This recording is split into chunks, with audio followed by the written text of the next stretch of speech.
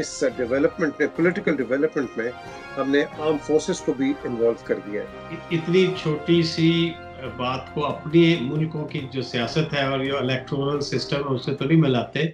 तो फिर ये बताएं कि लोग तो चले बाहर जाएंगे, नवाज शरीफ साहब पाकिस्तान कब आए? नवाज शरीफ साहब, मेरी उनसे 2 मुलाकातें हुई हैं पिछले 3 हफ्तों में। अब बात आती है कि आगे क्या होगा। He is not going back into his premier office. If he goes back, he's going to go back to camp to Port Lakpat, I suppose. Yes, that's the route they're all waiting for.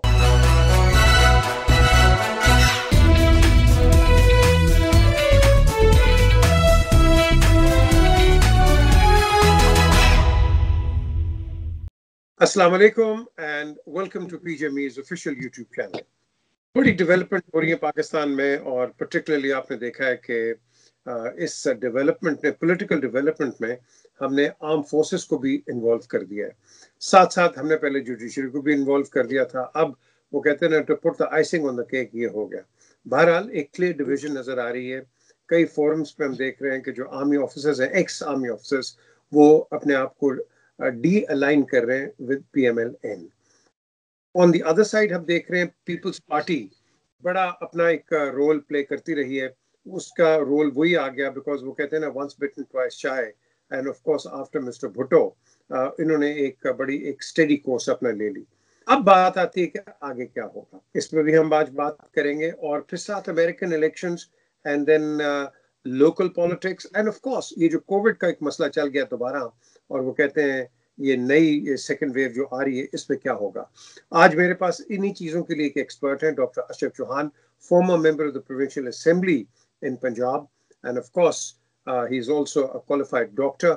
आज इनसे हम तीनों मैं कहूँगा कि तबसरे लेंगे, American elections, COVID and of course then about what's happening in Pakistan. तो यहाँ मैं डॉक्टर साहब आपको सबसे पहले अस्सलाम वालेकुम कहूँगा। और ये मुझे बताएं जी कि इस वक्त जो बाइडेन का इलेक्शंस आया है, हम तो पाकिस्तान में 1970 से रो रहे हैं कि इलेक्शंस ठीक नहीं है, तो मुझे आप बताएं कि ये फिर अमेरिकन इलेक्शंस ठीक हो गए यहाँ? नहीं, देखें, हम इतनी छोटी सी बात को अपने मुल्कों की जो सियासत है और जो इलेक्टोरल सिस्टम है उससे तो नहीं मिलाते। बहरहाल थोड़ा जो अमेरिका में डिले हुआ है, आखिर में उसमें सवालात तो उठे हैं। अमेरिका के सिस्टम के लिए ये चीज़ we were not expecting, nobody was expecting. So हाँ, मतलब इस पे थोड़ा शक पड़ता है कि they might have some establishment issues as well, and there might be some high powers who operate a little bit, but by and large public ने नहीं कहा कि कोई उसमें हुआ है। वो सिर्फ ट्रंप की तरफ से आई है, उसके कैंप की तरफ से भी नहीं आई, बल्कि उस अकेले की तरफ से बात आई है। तो मेरा नहीं ख्याल को ऐसा मेजर कोई हुआ है। बहरहाल अच्छा है, चेंज आई है, और हमारे लोग जो है थोड़े ज्यादा उससे बाइडेन से उम्मीदें लगा के बैठे हुए, which is another topic. Doctor साहब, हमारे लोग तो ओबामा आया तो उसके साथ बड़े लग गए थे, फिर ट्रंप आया, नहीं जी ये बड़ा अच्छा होगा। लेकिन all in all do you think, thinking globally, कि इस वक्त because Trump was quite attached to the Indians, do you think अब Biden will probably take the same line, or will he keep a neutral line as far as India and Pakistan are concerned? मैं समझता हूँ कि ये ऐसा नहीं है कि कोई किसी को पाकिस्तान पसंद है या नहीं पसंद है या इंडिया पसंद है। आजकल जो डिप्लोमेसी चलती है वो रिलेशंस जो कमर्शियल हैं, आपकी जो बिजनेस इन्वायरमेंट है उसी बेस पे चलती है। इस बेस पे नहीं चलती। ना किसी को पाकिस्तान से नफरत है और ना किसी को इंडिया से कोई मोहब्बत है। डिपेंड करता है कि how you get on with. जिस तरह हम इंडिविजुअल्स आपस में रिलेशनशिप देखते हैं ज्यादातर इन द वेस्टर्न वर्ल्ड, तो रिलीजन हमारी बुनियाद नहीं होती अंडरस्टैंडिंग की, म्यूचुअल। यही होता है कि how you get on with somebody. तो पहली बात तो ये है। सेकंड ये है कि अब इंडिया और पाकिस्तान का अपना इशू है और हम पाकिस्तान के साथ हैं, इतना साथ है कि हम जान भी देने के लिए तैयार हैं। But we can not change the reality on the ground, and the reality is that India has been always a bigger country, and subsequently India has progressed over the years, politically, democratically, financially, उनके सारे जो systems हैं वो अपने अपने capacity में they are performing and they are evolving. जिस तरह इंडिया में जुडिशरी जो है वो is get coming to the point where people have started trusting the system. FBI people have started trusting the system. अभी एक बड़ा इशू था एक एक्टर का जिसका ताल्लुक बिहार से था और बिहार की पुलिस ने जो मुंबई की पुलिस थी उस पर चार्ज लगाया कि वो किसी की जो मर्डरर है उसकी सपोर्ट कर रहे हैं। तो वो पॉलिटिकल इंटर प्रोविंशियल बड़ा सीरियस इशू बनने वाला था और उन्होंने फिर कहा कि जी अगर ये केस FBI के पास चला जाएगा तो फिर हमें कोई ग्रीवेंस नहीं होगी। तो वो जो इंटर प्रोविंशियल डिस्प्यूट था वो उसी वक्त रिजॉल्व हो गया as soon as the matter was referred to FBI। ऐसी चीजें होती हैं जो इंस्टीट्यूशन आपके परफॉर्म करें और आप इंस्टीट्यूशन के ऊपर ट्रस्ट करना शुरू कर दें तो फिर आपके जो प्रॉब्लम है वो कम हो जाते हैं, फिर आप अपने अपने काम में लग जाते हैं। तो this is the major difference. Coming back to the second subject, which is of course the COVID.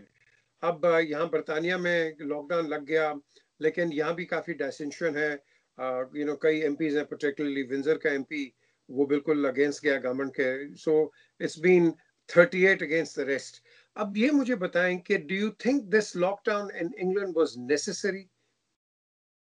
इस पे मेरी बोरिस जॉनसन से डायरेक्ट बात हुई थ्रू वेबिनार जो हुआ एक हफ्ता पहले कंजर्वेटिव पार्टी का। तो मैंने उनको कहा कि जो आपने ये लॉकडाउन किया है ये दूसरा लॉकडाउन है और उससे सारे लोगों की जिंदगी जो है वो इफेक्ट होती है और मेनली जो इकोनॉमी है वो इफेक्ट होती है। उससे फिर आप फिर फरलो दोबारा और उससे इतनी ज्यादा कॉस्ट ऑफ बिजनेस ऊपर चली गई है। 324 बिलियन बोरोइंग की है गवर्नमेंट ने सिंस मार्च। और ये बोरोइंग जो होती है ये बॉन्ड्स की शक्ल में पब्लिक से ली जाती है फ्रॉम द बैंक्स और बैंक गवर्नमेंट की गारंटी होती है और ये 30 सालों में ये वापस होगी। तो look at the huge amount. तो वो बोरिस ने ये कहा कि मैंने ये सजेस्ट किया कि जो कोविड है अब हम पहले मार्च में तो था नई बीमारी थी हमें उसका ज्यादा नहीं पता था, but now we know a little bit कि ये कुछ वल्नरेबल लोगों को जो है अफेक्ट करती है, 60+ लोगों को अफेक्ट करती है। तो मैंने कहा कि why don't we isolate this group of people और उनको हम जो है फरलो भी दे दें, उनको कहीं ऑफिस में भी ना आए और उनको कहें कि आप शॉपिंग सेंटर्स में ना जाएं, सोशल जो है पब्स एंड क्लब्स में ना जाएं, तो हम बाकी लोगों को तो काम करने दें। और जो मेन वर्क फोर्स होती है वो तो 45 के +10 वाली उम्र में होती है, तो let them get on with life. तो he said I fully agree with that. पर हमारे ऊपर प्रेशर बहुत था अपोजिशन का और it is matter of life and death. और अगर छोटी सी एरर से डेथ्स इंक्रीज हो जाए तो फिर ब्लेम बहुत बड़ा आता। बट ही एश्योर्ड कि इसके बाद शायद हम नहीं करेंगे। अच्छा डॉक्टर साहब, एक और जो चीज एक बड़ी इंपॉर्टेंट आती है कि कई लोगों का व्यू पॉइंट है कि because of the lockdown all around the world आपकी ऑनलाइन शॉपिंग बहुत हो गई है, विच मीन्स कि you are killing your the man who is running the shop on the corner. तो आप इस पे क्या कहेंगे? Do you think will it revert, और ये क्या एक नया अब ऑनलाइन शॉपिंग ट्रेंड चल गया? I do not think it will revert. ये आप अगर हाई स्ट्रीट्स पे आपने लंदन में और अराउंड और दूसरे सिटीज में, अभी मैं स्कॉटलैंड गया हुआ था तो काफी ज्यादा शॉप्स बंद हो रही हैं। और आपकी बात सही है कि लोग अब people have explored a different mode of shopping जो आसान भी है, घर बैठे आ जाता है। और काफी कंपनियां जो है they have gone on online business. तो लाइफ बैक टू नॉर्मल तो नहीं शायद आएगी। वो जो हाई स्ट्रीट्स हैं उसमें चेंज आएगी, the type of companies which will operate on the high street and the type of companies which will not. अच्छा, briefly, where are we failing in Pakistan as far as covid is concern? क्योंकि वहां भी अब काफी serious concerns आ गए हैं कि जी ये ऑन द राइज है, लेकिन वहां कह रहे ऑन द राइज है। या NHS की एक नर्स, उसने रिजाइन कर दिया ऑन अ वीडियो। उसने कहा है कि यहाँ तो लोग आ ही नहीं रहे हैं, लेकिन गवर्नमेंट ने इसको बहुत हुआ किया हुआ है। नहीं, इधर की जो है वो आज अभी जो अभी घंटा पहले जो आई है फिगर, वो जो R फैक्टर है वो 0.8 पे नीचे आ गया है। तो which is a good sign. और जो लॉकडाउन हुआ है उसके इफेक्ट्स ऑलरेडी सामने आने शुरू हो गए हैं। तो one would hope that in another couple of weeks it will be back to lower number. पर पाकिस्तान का, बल्कि मुझे आप ज्यादा जानते हैं, बताएंगे कि वो कहते हैं हम एज ए डॉक्टर, मतलब एक पेशेंट ट्रीट करें और एक पेशेंट ना ट्रीट करें और वो ठीक हो जाए, और जो ना ट्रीट हुआ है वो कहता है कि मेरा जो था तो तरीका ठीक था। तो वो मेरा ख्याल है कि इट इज नॉट उस तरह नहीं है। जो कोविड है उसने भी, उसका जो अटैक है वो डिफरेंट कंट्रीज में, डिफरेंट रीजन्स में ड्यू टू अननोन रीजन हुआ है। कुछ मुल्क ज्यादा इन्वॉल्व हुए हैं, कुछ बिल्कुल ही नहीं इन्वॉल्व हुए। अफ्रीका के कई कंट्रीज में एक भी केस नहीं आया। तो कुछ थ्योरीज हैं कि it is related to international travel. तो पाकिस्तान में तो इंटरनेशनल ट्रैवल ऑलमोस्ट नेल ही है, टू बी ऑनेस्ट। बड़ी देर से ही पीआईए भी बंद हो गई, फिर उस तरह हमारा टूरिज्म भी नंबर वन बिजनेस नहीं है। तो कई एरियाज ऐसे हैं जहां हमने शायद फॉरेनर बिफोर पार्टीशन ही देखे थे, उसके बाद तो कोई गोरा रंग नजर नहीं आया। तो वो मेरे हिसाब से it is down to the travel, और पाकिस्तान में जरा ट्रैवल कम ही रहा है। इस वजह से वो इस तरह फैली नहीं बीमारी। और मेजर्स भी कोई नहीं की गई, वो जो है कंट्रोल शायद जरूरत ही नहीं पेश आई। पर अल्लाह ना करे कि सेकंड वेव में अब आजकल जो खबरें आ रही हैं, तो end of the day it is not the first medical condition which has attack the world. तो ट्रीटमेंट तो एक ही होता है। अगर आपको एक बीमारी है तो उसका ट्रीटमेंट लंदन में भी वही है और उसका अमेरिका में भी वही है। ये तो नहीं हो सकता कि पाकिस्तान का ट्रीटमेंट सेपरेट होगा। अगर खुदा ना करे ऐसी सिचुएशन आएगी, they will have to go through the lockdown, they have to isolate people. ये आपने बड़ा अच्छा एक जवाब दिया। Now moving on to the third topic of Pakistan. जब ट्रीटमेंट पाकिस्तान में भी वही है, बरतानिया में भी वही है, तो हमारे ये जो पॉलिटिकल लीडर्स हैं, I will not take any names, ये सब बाहर क्यों आते हैं फिर इलाज कराने के लिए? नहीं, इलाज तो अफोर्डेबिलिटी की बात है। अगर अगर किसी के जो बच्चे इंग्लैंड में, मैं फॉर एग्जांपल मैं यहाँ 30+ ईयर से हूँ, या मेरी तरह के और लोग हैं, तो I brought my elder brother to England for treatment. मेरा भी दूसरा भाई भी आया। तो इफ नवाज शरीफ साहब के दो बेटे यहाँ पे हैं 30 सालों से, मेरी बात हुई हसन नवाज शरीफ से, तो मैंने कहा जी आप यहाँ इतने सालों से क्या करते हैं? तो उसने कहा मैंने तो छोटा सा प्रॉपर्टी डेवलपमेंट का काम शुरू किया था 25 साल पहले। तो वो मैं करता हूँ, और दूसरे लोगों की तरह मेरे भी पहले से हालात बेहतर है। तो I am in a position to get my father treated है, and I was very happy to get my mother treated है हु पास्ड अवे हियर। तो अब हम हर बात को एक नेगेटिव तरीके से हम सच्चाई ढूंढें तो शायद हमें सच्चाई मिल भी जाए। मेरा नहीं ख्याल नवाज शरीफ साहब का यहाँ इलाज करवाने पे एतराज, और ना उनको पैसे लाने की शायद जरूरत है, क्योंकि उनके as father is here. But at the same time I take that point on board as well, जो उनके मुखालिफ कहते हैं कि जी वो पाकिस्तान से पैसे लेके आए हैं और वहाँ क्यों नहीं इलाज करवाते, और वहाँ के अस्पताल इतने डेवलप क्यों नहीं हुए। तो वो he is not the only one. हम देखते हैं कि 19 ग्रेड 18 ग्रेड के सरकारी मुलाजम सारे के सारे यहाँ आके इलाज करवाते हैं। हमने तो सारी अरसा अपनी प्रैक्टिस में देखा है, छोटे से छोटा बिजनेसमैन भी पाकिस्तान का आके यहाँ से इलाज करवाता है, छोटी छोटी बीमारियों के सारे आके करवाते हैं।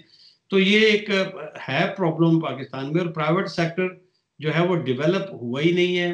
देखे ना, जो है प्राइवेट हेल्थ सेक्टर जो डेवलप होगा वो इंश्योरेंस बेस्ड ट्रीटमेंट आएगी। जब उनको अस्पतालों को पेमेंट्स होगी तो नए अस्पताल बनेंगे। आप अपना प्राइवेट अस्पताल किस बेसिस पे चला सकते हैं जब अच्छी ट्रीटमेंट, जरा जो अफोर्डेबल कम्युनिटी है वो तो they just go abroad, they get the treatment from Dubai और फ्रॉम लंदन और फ्रॉम अमेरिका।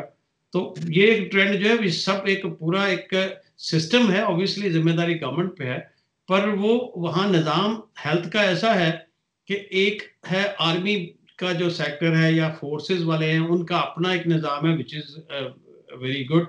अब जो जनरल पब्लिक का निज़ाम है वो अनफॉर्चुनेटली इट्स नॉट रिलायबल। तो उसमें जो अफोर्ड करता है वो बाहर जाएगा ना। तो मैं तो इस चीज़ का हामी हूँ कि प्राइवेट सेक्टर को गवर्नमेंट जो है वो सपोर्ट करे, और उसकी जो है डेवलपमेंट में आए, उनको टैक्स की छूट हो, उनको अस्पताल जो है अच्छे डेवलप हो, और ये इंडस्ट्री अपने तौर पे ऊपर इवॉल्व हो। तब तक तो लोग बाहर ही जाएंगे। तो फिर ये बताएं कि लोग तो चले बाहर जाएंगे, नवाज शरीफ साहब पाकिस्तान कब आएंगे? नवाज शरीफ साहब, मेरी उनसे 2 मुलाकातें हुई हैं पिछले 3 हफ्तों में, और मैं I still support PMLN and I support as I did before. और मैं अपने पॉइंट पे, मेरा अपना लॉजिक है सपोर्ट करने का। काफ़ी लोग मुझे पूछते भी हैं, but I believe that he has been elected many times, he has delivered better than others। और अभी उनका जो मेडिकल था, जो मुझसे बात हुई, जो मैंने उनसे तफसील से देखा, वो he has a number of medical problems, he is getting treatment, he is having medication daily, and he is waiting for one operation. Is it serious? No, he is not serious, but the condition he has, if he is put into the circumstances he was there before। अब देखें ना, कुछ diseases ऐसी होती हैं, heart की भी है, काफी ऐसी होती हैं कि if you are in uncomfortable environment where you are not getting comfort, sleep and you are stressed, तो दोस्त बीमारियां जो वो फिर जो है वो डोमिनेट कर जाती हैं। But if you are taking good care of yourself, walking, having medicine on time, तो फिर वो अंडर कंट्रोल रहती है। तो if he goes back in this situation and he is put back into the same environment, then obviously he will be back into the situation where he was sent abroad। और जब उनको Saint abroad किया गया था, उसमें consent शामिल थी government की, तमाम अदारों की और डॉक्टर्स की। तो it has not change much unless he gets treatment. अच्छा, तो अगर ये इनकी मेडिकल कंडीशन है, तो let's say hypothetically speaking, for the sake of argument, कि then how will he run the country अगर इनकी मेडिकल कंडीशन इतनी सीरियस है? This is why he's here for the treatment. He is not, but who knows, if he was prime minister, he might in those situations might have to come out of the country as well। क्या मतलब, अभी तो he is not in the office and he was unwell when he was in the prison, so he's not going back into his premier office। If he goes back, he's going to go back to camp to Kot Lakhpat, I suppose। Yes, that's the route they're all waiting for। अब ये मुझे बताएं कि ये जो army के खिलाफ PMLN के जो एक धाड़ हुई है, जिसमें हमने देखा है कि काफी डिफरेंसेस क्रिएट हो गए, in fact even in the public sector, and I can quote with authority के मेरे पास ऑन वीडियो रिकॉर्ड है, I spoke to about 3 soldiers and they were totally livid कि अगर हमारे वजीर आजम या हमारे लीडर्स या कोई भी हो जो फौज के खिलाफ बात करे, तो हम कैसे ऐसे लोगों के अंडर सर्व करेंगे? देखिए, ये एक इस चीज को सिर्फ इतनी बात कह देना कि पाक फौज जो है या मुल्क की फौज जो है वो एक अदारा है और वो जान देते हैं, मतलब हम वो बात एक अलहदा है। उसमें उनकी कदर, उनकी अजमत, उनका मुकाम किसी भी मुल्क का भी देखे ना। आज ही यहाँ पे रिमेम्बरेंस डे है, और जो फर्स्ट वर्ल्ड वॉर के या सेकंड वर्ल्ड वॉर के, उनकी जाके कब्रों पे लोग उनके लिए दुआ करें और उनका शुक्रिया करें कि आपने जिंदगी दी और हमें जिंदगी मिली। वो उसमें तो दो राय नहीं है, पर इशू आ रहा है कि इस पाकिस्तानी फोर्सेस या पाकिस्तानी मिलिट्री या एक उसका एक wing, is that involved in political maneuvering or not, and is it as other countries are run।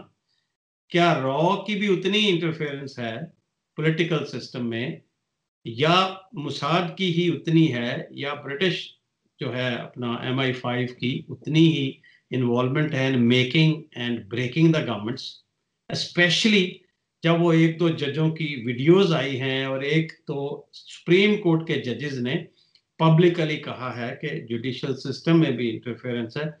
Issue ये है, इशू ये नहीं है कि कोई फौज की इज्जत करता है कि नहीं करता। फौज की इज्जत ऑफ कोर्स हर कोई करता है और करनी लाजिम है, बिकॉज फौज के बगैर आप मुल्क का आपका प्रोटेक्टेड नहीं है। वो एज ए उसको एक पॉलिटिकल इशू को लेके मैं आपको कहूं कि आपकी एक चीज की सिर्फ बात करूं तो वो मैं उस चीज की बात कर रहा हूं ना, मैं आपकी पूरी शख्सियत को तो नहीं डाउट कर रहा या आपकी को कोई डिमीन कर रहा। मैं तो सिर्फ ये कह रहा हूं कि आपने ये जो कमीज पहनी है ये तो मेरी थी, कल तो आपने पहनी हुई है, तो हम कमीज की बात करें ना, हम पीजे मीर की पूरी तो नहीं बात करते ना।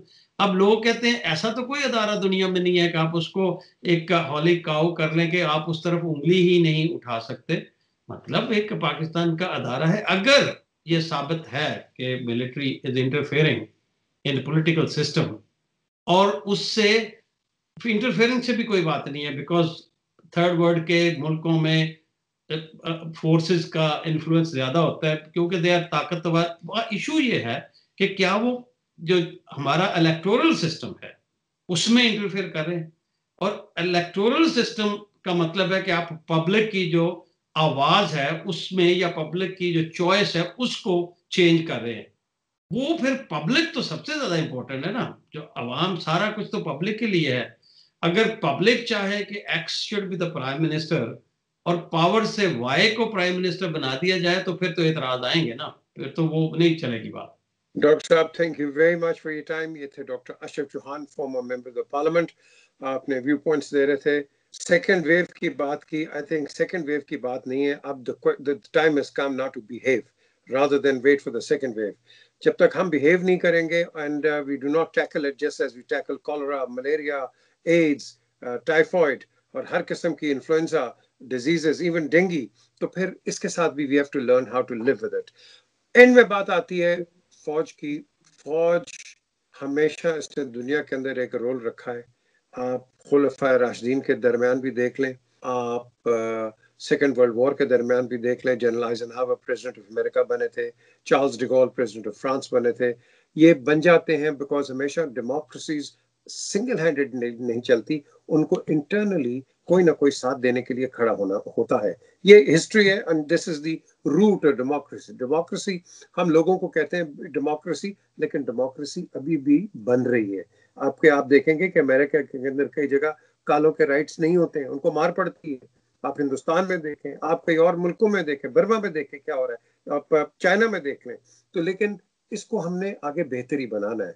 तो इस नोट पे मैं खत्म करूंगा, बट लेकिन याद रखिए, Pakistan first, that's the bottom line.